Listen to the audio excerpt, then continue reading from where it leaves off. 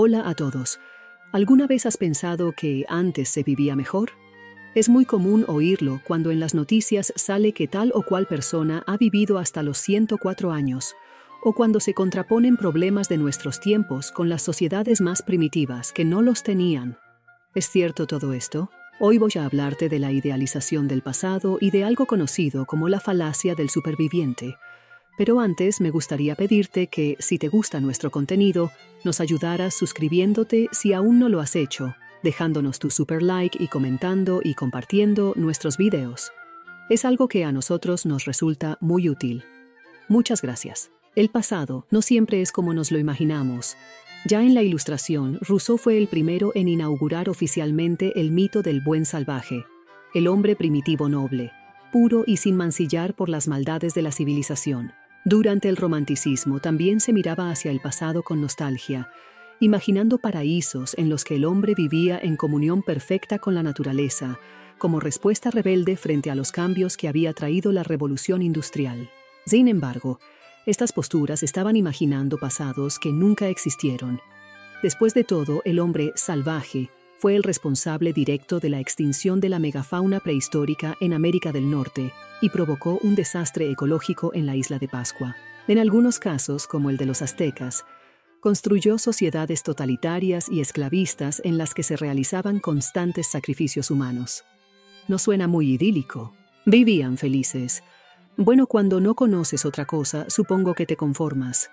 Pero dudo mucho que nadie que haya probado las maldades de la civilización quisiera vivir en un entorno y unas condiciones en las que una simple caries podía matarte. La Edad Media no era esto, sino que se parecía más a esto.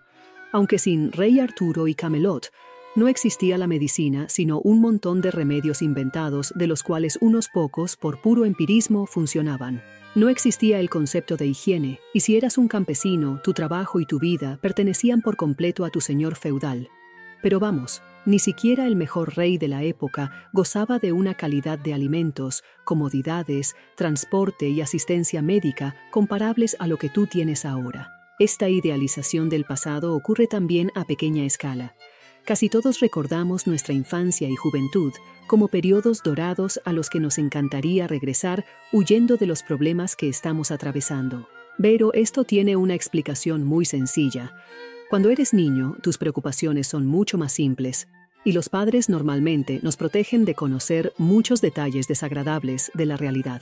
Ahora, cuando eres mayor, sí te enteras de noticias de guerras, chanchulleos políticos, crisis y recibos de la hipoteca. ¿Y qué hay de antes se vivía más? Antes había grandes autores, antes se hacía mejor música y similares.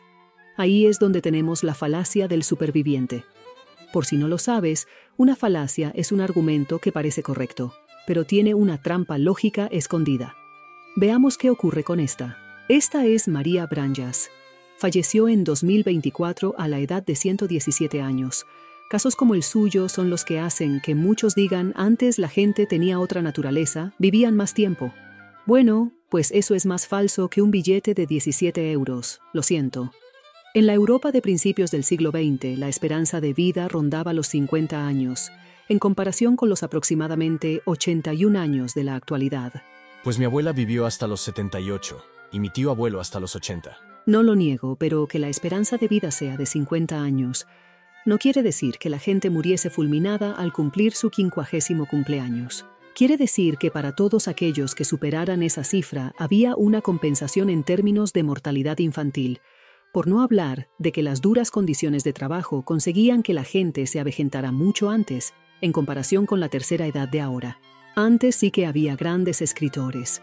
No le quito el más mínimo mérito a genios como Cervantes o Víctor Hugo, pero créeme, en esas épocas también había literatos pésimos y mediocres, y quizás más de los que te imaginas.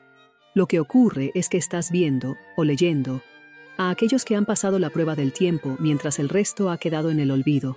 Y lo mismo pasa con otras artes y ciencias. Hoy en día también tenemos buenos músicos, por ejemplo, pero están rodeados de morralla. El tiempo se encargará de separar el grano de la paja, y seguramente nuestros descendientes mirarán con nostalgia nuestra época, fijándose solo en las cosas grandes que han sobrevivido de ella. La falacia del superviviente nos hace creer que todos los casos eran iguales, a los que han pasado un proceso de selección, lo cual es falso. Una variante de la falacia de generalización, de hecho. Paréntesis. Esta misma falacia es la que lleva a muchos jóvenes y niños a pensar que pueden hacerse ricos y famosos como youtubers o influencers, solo porque ven a uno o dos que lo han conseguido, sin pararse a pensar cuántos son los que no lo han logrado. No le quito sus sueños a nadie, pero tendría un plan B por si acaso. Fin del paréntesis. A ver, lo que te estoy contando es también una generalización.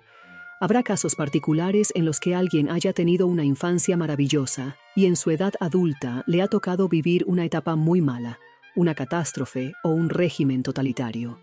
Esas personas tienen derecho a decir que antes vivían mejor, pero también hay muchas que hacen demagogia intentando que la gente crea en un pasado maravilloso que nunca existió, y se olvidan de contarte que en ese pasado había dictaduras que negaban los derechos humanos básicos, enfermedades incurables y mucha más pobreza.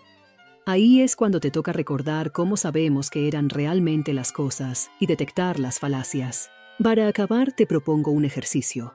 Mi compañera Warper tiene una máquina del tiempo que ella misma construyó.